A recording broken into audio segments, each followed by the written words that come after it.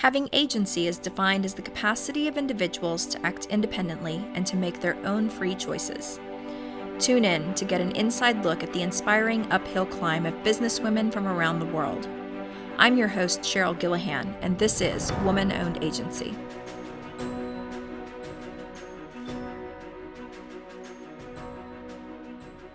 Today, I've got Melanie Davidson with me today. So Melanie and I have kind of been in the same circles for a very long time.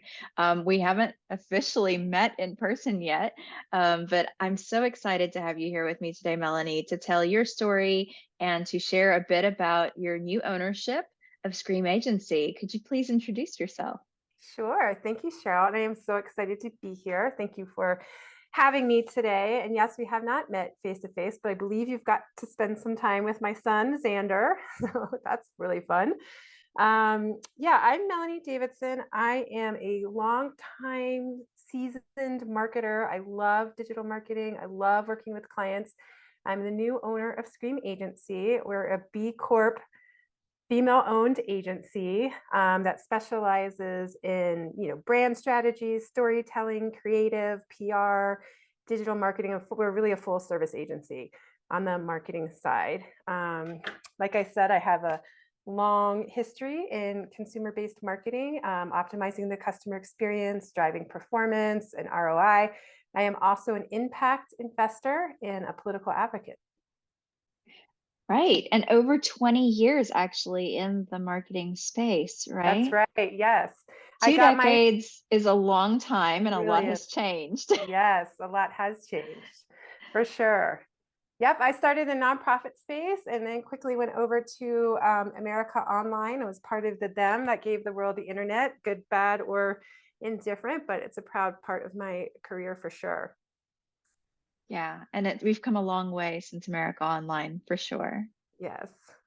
So, what would you say has been the most surprising evolution in marketing in the 2 decades that you've been doing this?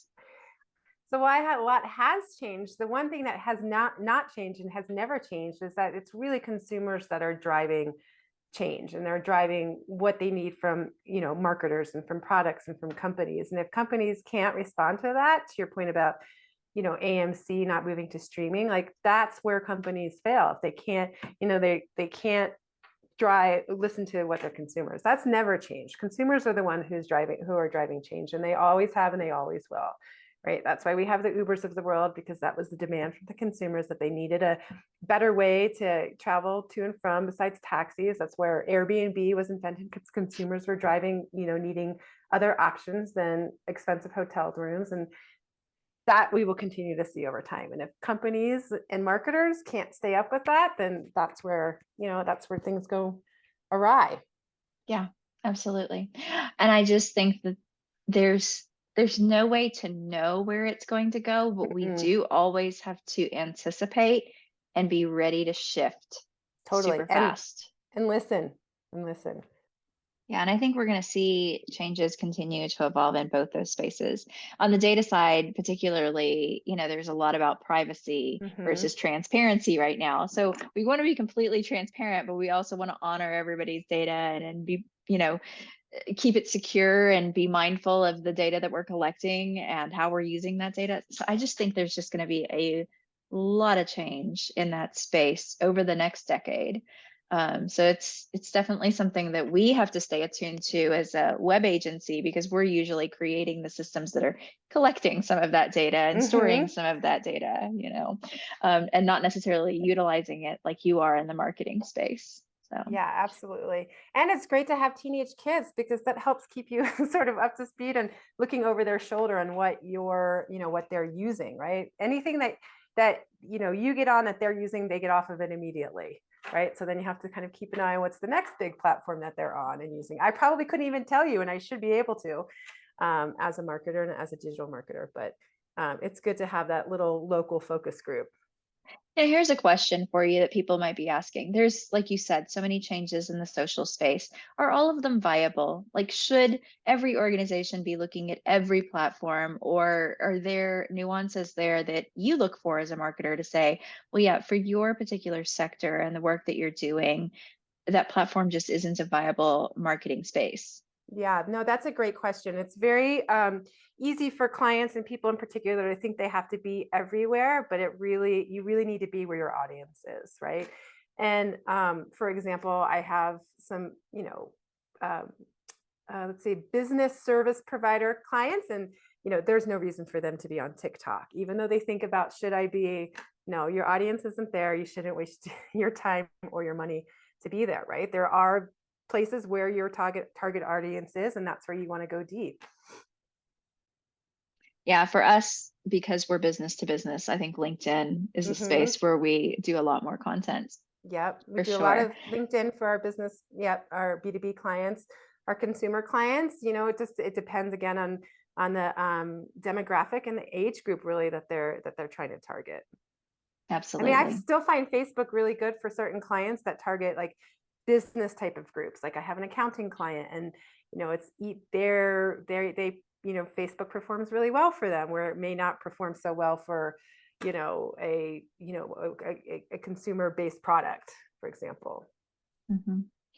You've mentioned that you were both a B Corp and an activist. And Yes. so now you're really aligning your business goals with your personal life and your personal values. And so Mm-hmm. what has that been like for you? Because you said, you're the new owner of Scream. Mm-hmm. And so you have the opportunity and ability to really shape that. And how is that taking form for you? Well, it's really interesting because when I as the new owner of Scream, the former owner did all of the legwork to become a B Corp. So that was very attractive to me in the negotiation and purchase process, right? Because it sort of value aligns with everything I do. So I've been fortunate that she's been a great leader in the B Corp world, great teacher, and sort of has really, like I said, done all the legwork to get Scream there. And so for me, it's a good opportunity to come in and sort of bring in some of, we were already values aligned, otherwise we wouldn't have been here, right? From a purchase place. So it sort of felt like a very pretty natural transition.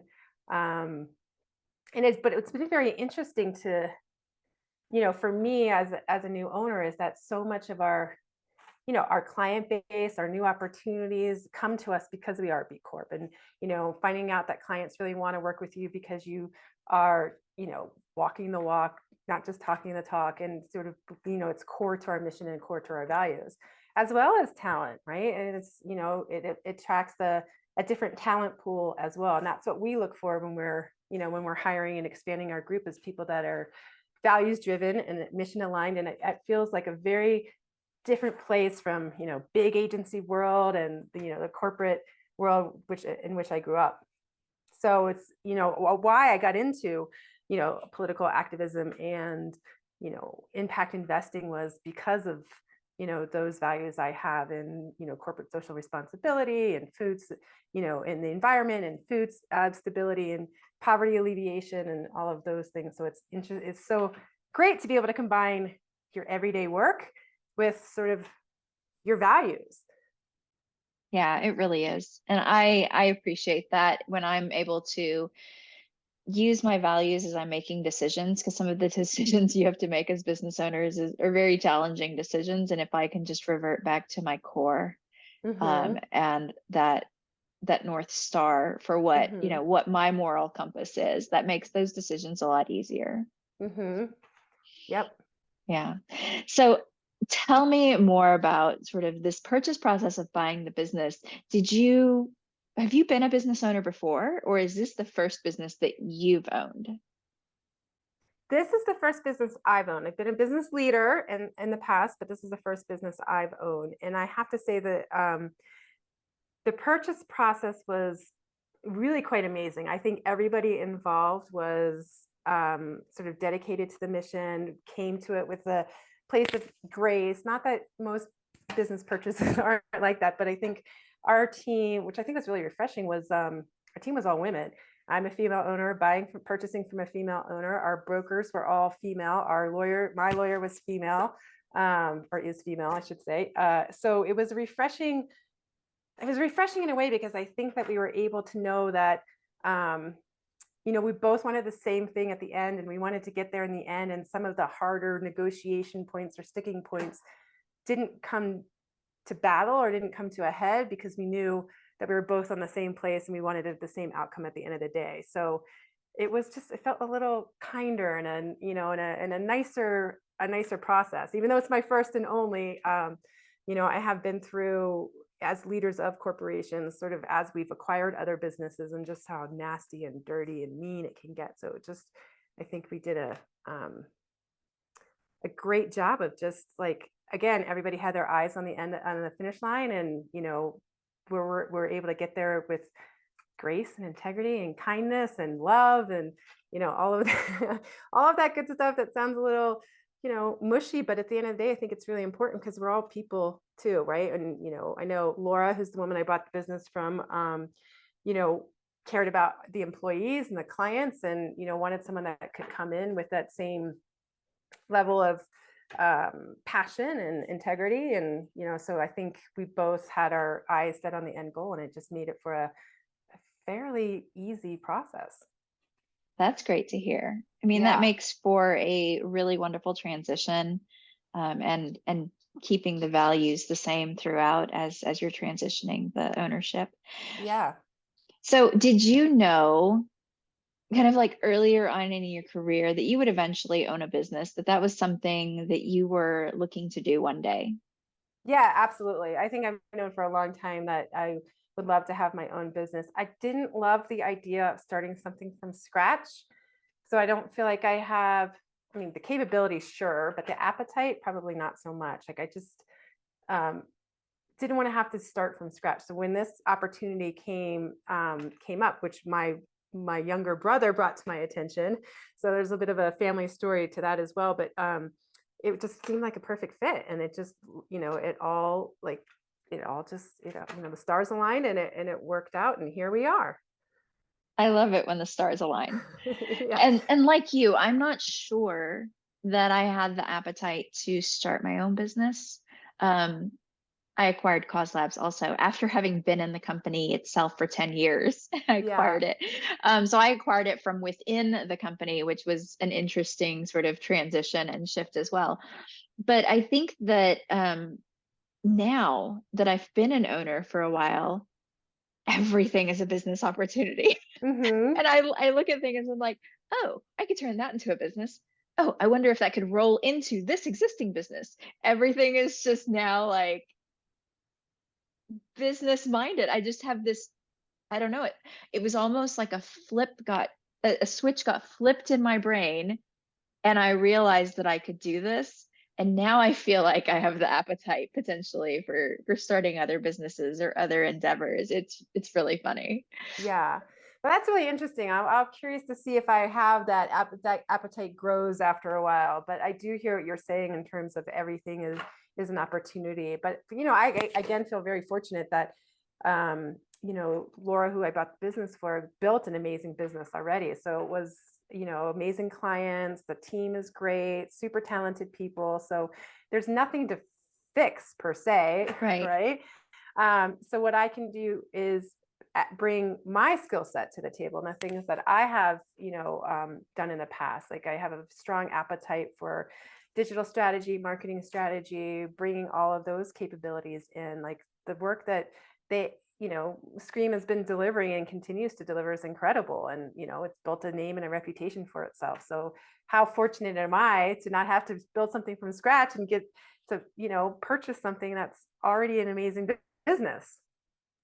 Yeah. And for me, it hasn't been in the same sectors. Everything becomes a business opportunity, but it hasn't been related specifically to marketing or web or digital, even.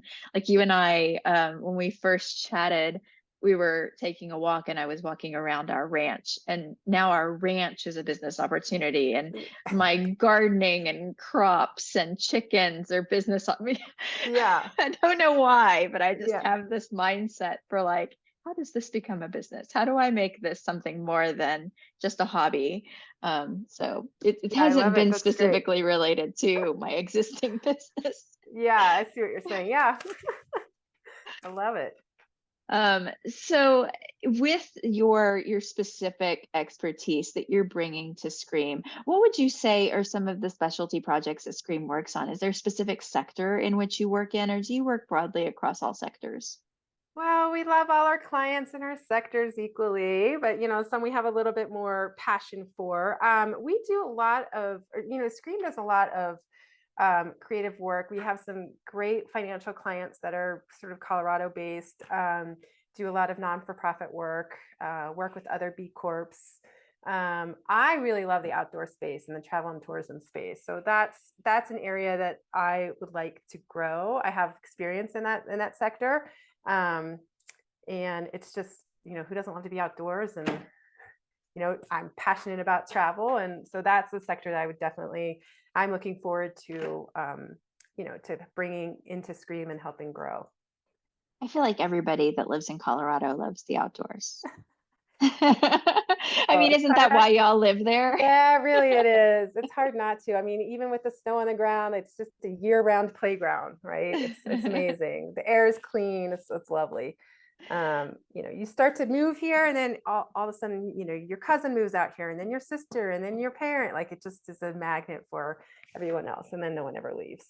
Yeah, it's a wonderful place. We love to Yes. go there. We haven't ever moved there, but we go almost every single year.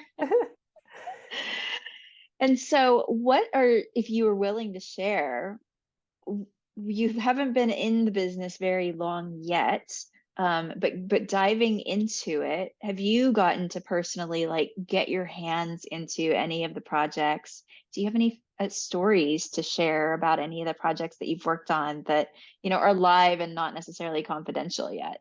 Yes. No, I love the client work. So that's something that's super, I love working with different clients. I love, obsessing over opportunities and problems that might need to be solved, and working with clients that have an appetite to think outside of the box and do big things. We have, I don't know, I'm trying to see if I'm allowed to talk about any of these. I should know. We have, like, here's a good story. We have a woman who called us recently. She is starting her own security company. That's all I'll leave it at. It's around, we were talking about, privacy, and so her company is around digital security and privacy, and taking back ownership of your own digital identity. And so she sent out a little bid for, to ask for a meeting so that we could have a discussion with her. And immediately I'm like, oh, we don't have the appetite or the room, or we can't really work with startups or entrepreneurs. And got on the phone with her, immediately melted our hearts, because she's a female in a male dominated industry. Like, she's got a big brain, she's got big ideas, and so it's impossible to say no. So that's still pretty new, but it's really been fun to work with her like, she knows what she wants to do. And so we've been working with her to help develop her brand and her brand identity. And so that's been an amazing, fun project to do that, on paper, we would have passed on, but that's where the personal and interhuman connection always comes into play. Hearing her story and what her values are and where she wants to go, it's impossible not to say no to her. And then, now we have a new opportunity to partner with an amazing project that will grow over time. And those are the kinds of relationships and partnerships that agencies love to cultivate. Yeah, absolutely. My co-owner, Michael, because my husband and I own our business together, That's amazing. He always tells the team, he was like, yes, we have, minimums on our projects, and we have standards for our projects, and we have this criteria that we go through, but it's owner prerogative. Cheryl is going to come in and be like, I just love this project so much. We have to do this. Yeah. It was like, and we just have to make it work. That's right. That's right. And yes. That happened a couple years ago, actually. Well, I guess 3 years ago now. In 2019, towards the end of 2019, this project came in, and there was no budget. Like there was hardly anything there. And it was so far below what our minimum criteria is. Like they can't even fill out the website form because the website, the projects start at $25,000. So it was one of those things where somebody sent it to me and I had a conversation, just like you said, and I just could not say no. I was like, even if I have to do this myself and nobody on my team works on this and I just do it as a volunteer thing, Exactly. I want to make this happen. Yeah. And we said yes to that project. And lo and behold, 2020 hit. And this platform already existed, and they were able to continue serving their community and actually grew their digital learning content during that time. And now they're reaching thousands of That's great. people in Africa. And I was just like, see, this was so aligned with my Yes. values and Yeah. what I Yeah. care about in poverty alleviation and empowerment. And it's been one of those projects that I actually talk about a lot because it it wasn't the right fit on paper. Yes. But but then there's just something about some projects that you just can't say no to. Yes, 100%. And I think going back to your question about the entire purchase process, I mean, there's a lot of that happened too that sort of I didn't quite articulate as well in the beginning, but most purchases are just purely numbers based, purely like what are the financials, what is the EBITDA? And not that those numbers weren't great, they were, but we were just focused on so much, on again, sort of is it the right fit for each other? Is she going to meet, am I going to be the right fit for her clients? Does she feel comfortable? She had lots of different offers from bigger agencies, but it just again came down to who we are as people, how we, what our work ethic is, and how we're going to continue to move things forward, rather than it just being all on paper and financials. So It's interesting that you say that because there is a black and white part of financials, but then there's always a story behind the numbers too. And I didn't think that until I became an owner. And now I understand, well, we were prepaid for this and there was this that happened and there's this that's not going to be a recurring thing, or there's this that got moved over here, or this that was, and there's always a story there, and you just have to understand your own numbers and be able to speak into them. mhm, And there's a story there, right? And so that project that I was just talking about, technically that project was a loss. It was in the red on our books, but there are other opportunities that have come from that because of the introductions and because of the stories and because of what we were able to do there, that it propelled our business forward in other ways. And so it's not quite black and white. And I saw Andy Fastow, the one from Enron who actually went to prison. I saw him mm, speak recently, and he said the same things that that I went to prison for were things that I had won awards for that year. oh, that's interesting. And it's crazy, but the things that he was doing right as a CFO and with the financials and the things that they were being awarded for were also the same things that ended up being the things that he ended up going to prison for that were like unethical. And so he's like, it's just there's this line that you're Mhm. you're walking and there's this balance. And I'm like, well, I think you knew that maybe it was unethical. And so that's where the values come into the Correct. decision making that we do, you Yeah. know? Correct. Totally. Yeah. And so the black and white, well, legally, it says I can do this, Mhm. or everybody does it, so I can do this. Mhm. Um, so it's really funny how nothing really seems ever that black and white, even financials, even numbers, even when it's like, seems like it's straightforward. And so when people are like, well, your numbers don't show what I want to see. And I'm like, that's because you don't have the story behind the numbers. Why don't you have a conversation with me? Yes, exactly. Yes. Totally.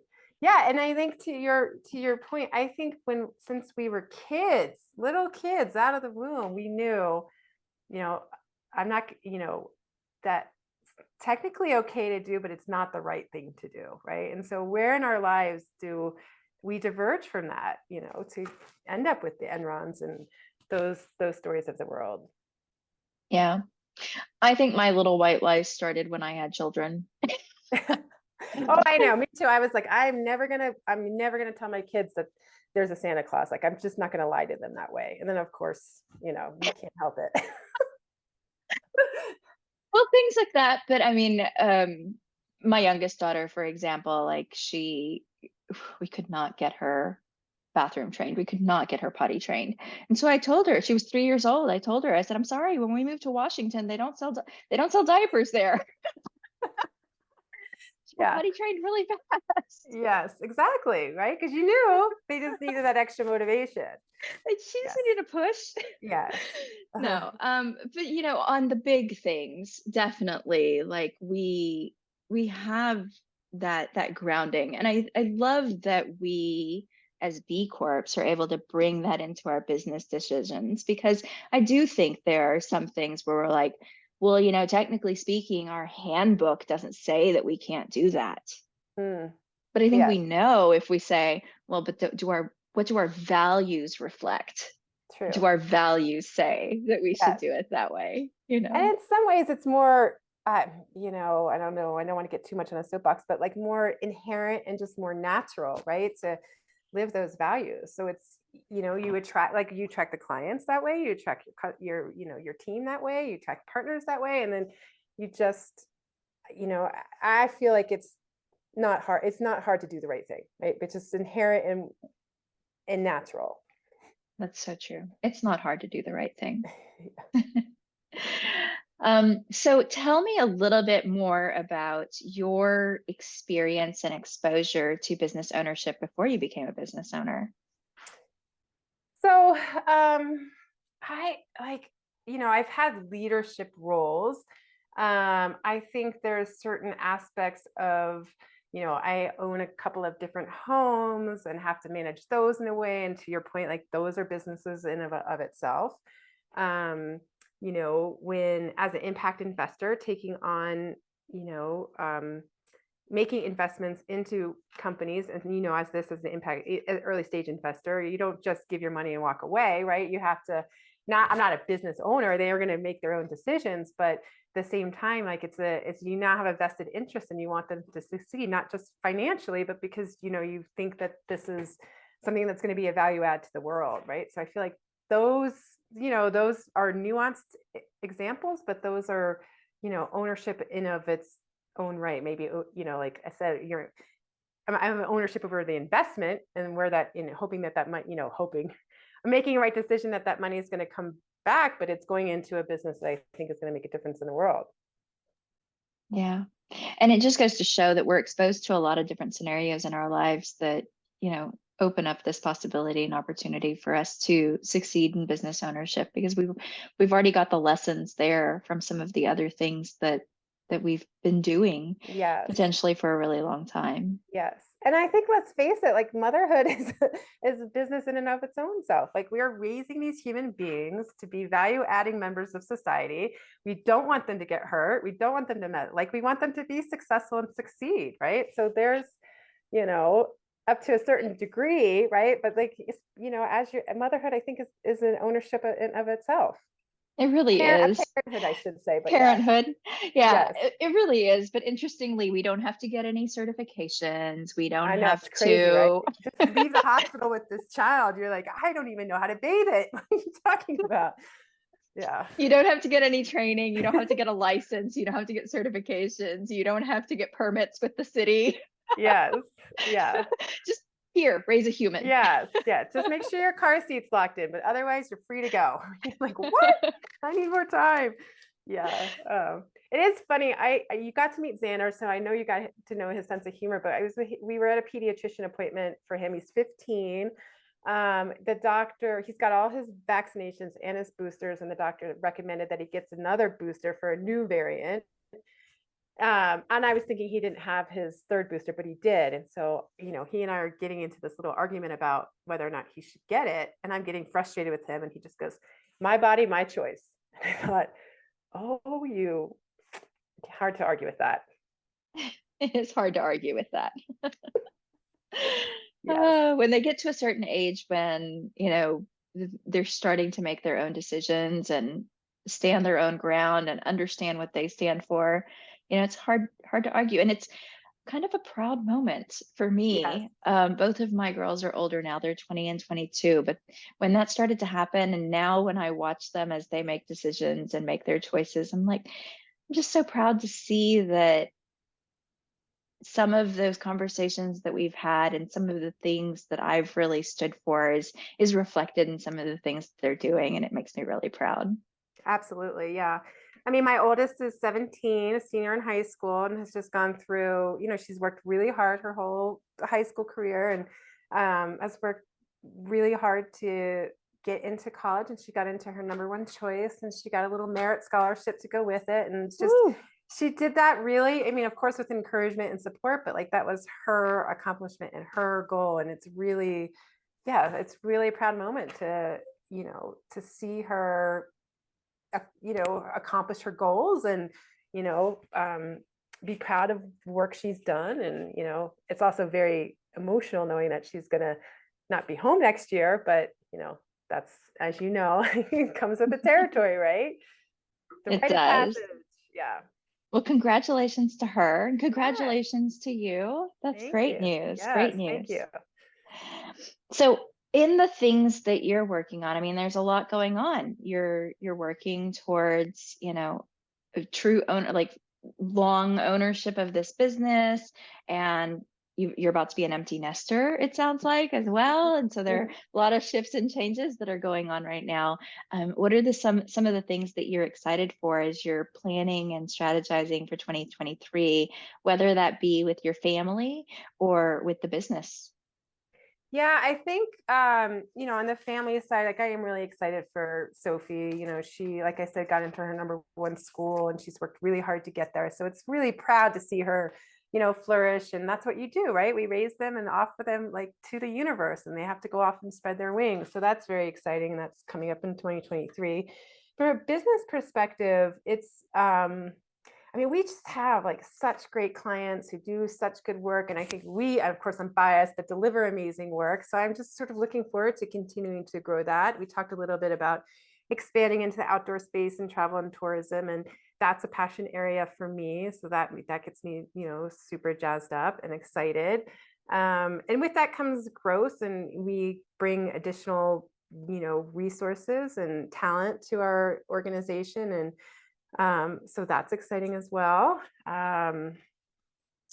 Yeah, and there's just so much to look forward to. I think it kind of feels like I hate to even say it, but we really are getting into a post-pandemic world, and being able to see each other and collaborate together and meet in person and smell humans. I remember the first time we had a event after um, like the first real event after after being on lockdown for so long. Like, I just had forgotten how good people smell. Like, it was just nice to smell people, people's different perfumes and the aura that they present. I thought, oh wow, like I've missed smelling people. It's like such a crazy thing to say, but it's these things that you don't notice are gone until they're gone and come back. Hmm. Yeah, absolutely. Well, I can plus one and attest. I mean, I've known Scream Agency for a while. Your team does amazing work. And so Thank plus you. one to that, definitely. You're That's not great. biased. You really do amazing work. I love it. Um, Thank you. and I was at a conference recently, and one of the speakers was saying, we connect with each other through shared experiences, and we value shared experiences, and that's the one thing that is really great about coming together and going to conferences.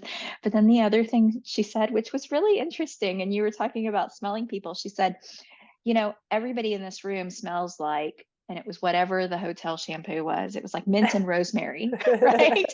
And she said, we all like each other right now because we all smell like mint and rosemary. And it's that we have a shared experience instantly with somebody because we're all staying in the same conference hotel. I was like, Yeah. that's really interesting. I never thought about that, but that's true. Uh-huh. Yeah. Interesting. So that's great. And I have also, I've gotten back into things and have been traveling again and going to conferences, and that's been really fun to get back into it, especially as an agency that is more connected with people and the work that we're doing is more about the community that we're Hmm. creating. It's great to actually see that community and be Yes. present with Yeah. them. Yeah. And so what are some of your favorite conferences? If you're going back into as a B Corp, as an agency, what are some of the spaces you like to be in? Well, the Bee Champions Retreat is great, although I didn't go this year. That was just this Um, week, correct? yes, Yeah, we didn't yes. make it either, but it was on our list. Yes, and that one is a great conference just because there's a lot of obviously organizations that share the same kind of values and care about the same sorts of things. And then the other kind of non-negotiable for me, which you probably already know, is opportunity collaboration, a poverty alleviation conference that I go to almost every single year if I can make it happen. Um, that network and that community has it's been good for our business, but it's also been just really good for me as a leader. Exposure to the things that are happening in the world, the things that are possible in the world, the challenges that people are having, as well as the different kinds of leaders that are there, and just the wisdom that they pour into that community. It's it's been something that has helped shape my perspective on how I approach business, I think. Hmm. I love it. Yeah, that is a great one. Yeah. So how about you? Are there any others other than those two? So I'm kind of asking around to see sort of where there's outdoor retailer, which is a big one for the outdoor space. You know, the B Corp one you just mentioned was on our radar. We just couldn't pull the trigger on it this year. We just have so much work to do, which is good.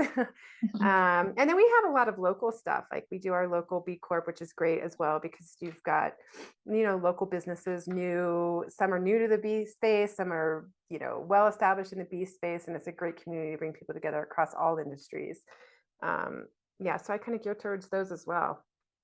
One good one that usually happens in Colorado that's in the B space is Build, Hmm. the Build Mountain West. I think it's B Leadership Development or something like that is what Build stands for. But um, yeah, that one is a really good conference. And I used to speak at that one as well as attend. So it brings together a lot of different bees, but not just bees. I think there are also organizations that, certainly align with the values, but maybe aren't certified B Corps yet, but are in the Best for Colorado uh, Hmm. sector or area, that list.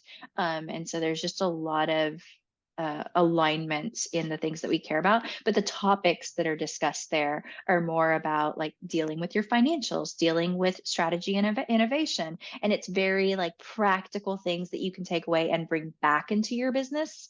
And so it's not just about connecting with each other or networking for sales, which like Right. some of the conferences are definitely very much like Totally. expos and trade shows, right? Totally. Yeah. This one really is about how not just as leaders we're bringing things back into our business, but if you bring your teams to that event, there's practical workshops for your team members too to actually come back and do different exercises when they come back from the conference. So that's been a good one. Great. Yeah. Great. Thank you. Yeah. So are there other women-owned agencies that you partner with currently or that you're like really wanting to partner with that you would like to give a shout out for today? Well, I would love to find a woman-owned agency that does web development. I would love to find a female-owned agency that does that. Yep. It's something right now we do a lot of we'll do like the design and write the content, but don't actually do the development work. And I don't want to do that in-house. Yeah, looking for partners to help in that space as well. Well, we can Okay. certainly help with that. Well, then we're gonna have an offline conversation. And then we also have, when we're at capacity, we also have other woman-led agencies that we partner with. So some that do more design than development, some that do more development than design.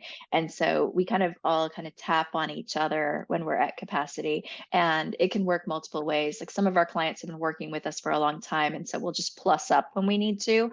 But others, they may have just met us and we'll say, well, we really can't take this project on your timeline. However, we've got this other partner, and we'll just do the introduction and kind of pass it off to our partner agencies. So I think that's the reason I really wanted to start Women-Owned Agency too, is we have a lot of different specialties, and there are a lot of women-owned agencies out there. We can start to build this network and really support each other in the different things that we need. Yeah, I think that's amazing. Thank you for doing this work. It's great. Well, thank you for joining today, for sharing a little bit more about your story and a little bit more about Scream. And I can't wait to share this with everyone. Thank you so much. It was such a pleasure. And we'll definitely connect offline because I'm always looking for females to help with the development side. Awesome. Love it. Well, we'll talk more soon. Yes, great. Thank you so much. Thank you.